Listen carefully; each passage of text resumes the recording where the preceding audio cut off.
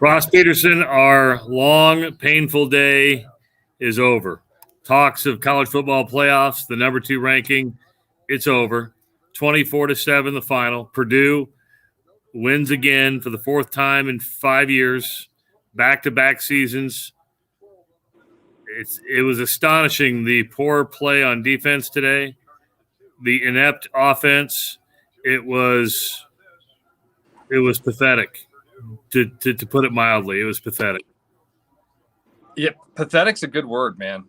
Awful, disappointing. You know, I've seen a lot of Hawkeye fans commenting, Travis, on social media and saying things like, man, I was expecting this. I didn't have – our buddy Bill Blank said, I was expecting this. I just didn't have it in my heart to say it. No, you know what that is? It's a coping mechanism for grief. So. I think you're right. Now, there are a few things. I mean, dude, last week on Sound Off, when Anthony called in and said, hey, what are we worried about with Purdue? What did we say? David Bell. All week long on your show, on my show, when we were breaking down this game, what did we say? David Bell. So that's like that to me is the most disappointing part of this.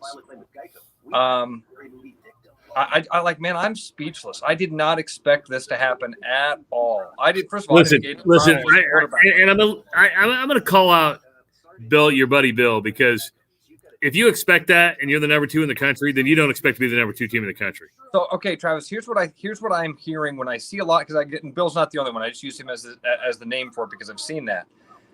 I've seen a lot of Hawkeye fans that have posted this sort of thing, like, you know, did we really think we were this good? That's and what I think that is, Travis, is that bigger thing that you and I have always kind of talked about, that Sean brings to our attention as a Notre Dame fan. That attitude of, Al, it was inevitable.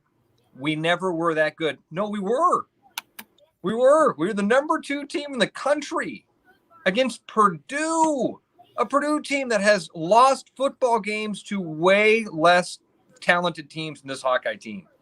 The offense is obviously not – to say it's not great is an understatement. Oh, it's bad. Not good. It's not good. I've spent a lot of time defending Spencer Petras. I've spent a lot of time saying that I thought he was getting better and I was seeing steps in the right direction. I'm baffled by today. I don't know if what we saw today was just a combination of all sorts of things where the offensive line is not playing well. Offensive line played awful today, gave him no time to throw the ball, didn't open up any holes in the running game.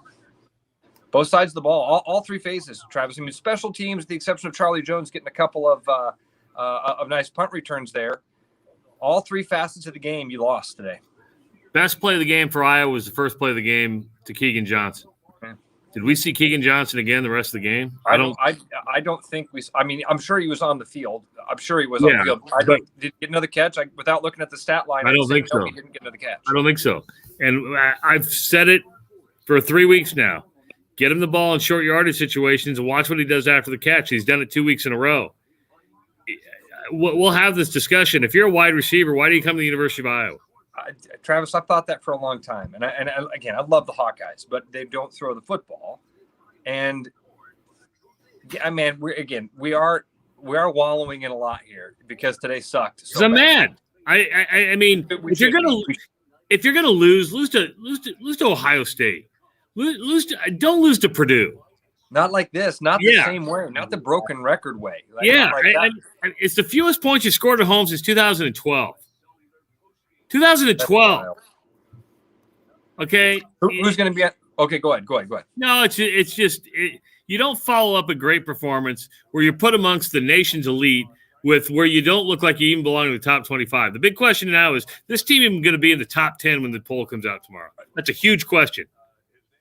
Yeah, I do too. But that's a good question because they looked that bad. Yeah. I mean, losing to Purdue in this way, a team that had combined 39 points in their last 3 games against bad teams, against Illinois, Minnesota. Not all bad teams because Notre Dame was in that mix. Notre Dame's a good team. He scored 13 points against those teams, and then this vaunted Hawkeye defense just couldn't figure it out today. Man, a tip of the cap to Purdue for out-scheming Phil Parker and Kirk Ferentz. It wasn't out-scheming. It was out-coaching. Yeah, well, I mean, I guess that's the same thing, right? I mean, it's You came in with a way better game plan and did it again. Yep. The fourth out of 5 years, the third, it's David Bell's the best. We've watched a lot of college football. Today's performance is the best performance I've seen all year long by a player. Yeah, I mean, and I'm not being a smartass. I don't know if this performance is the best one that we've seen from him.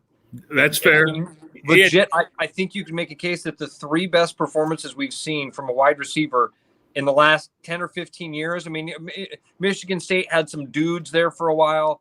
I don't remember a guy having this sort of success against the Hawkeyes, and certainly not year after year after year like this. I mean, it's 11 catches.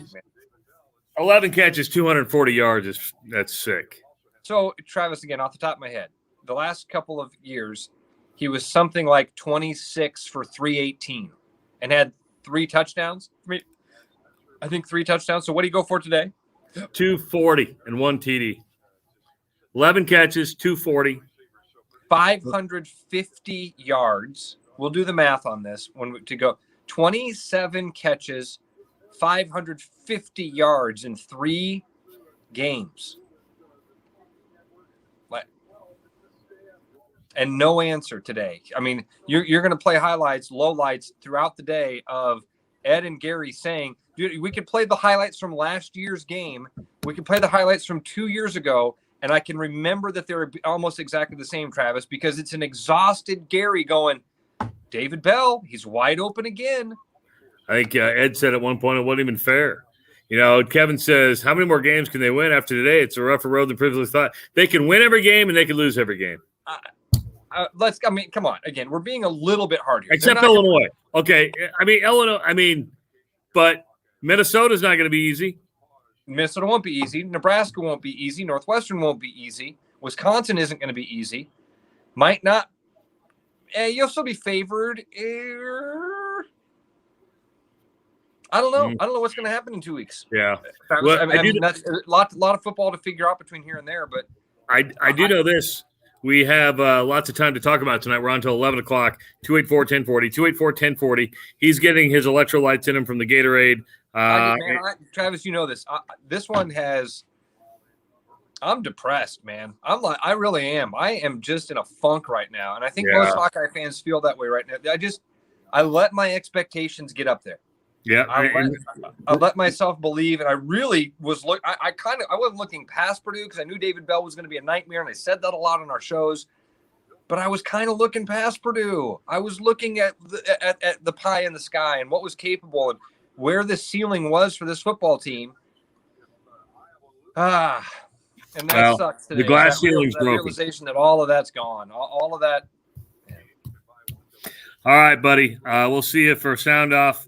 We're on until 11 o'clock. It's going to be epic. I know it is. Be prepared. See you in a bit.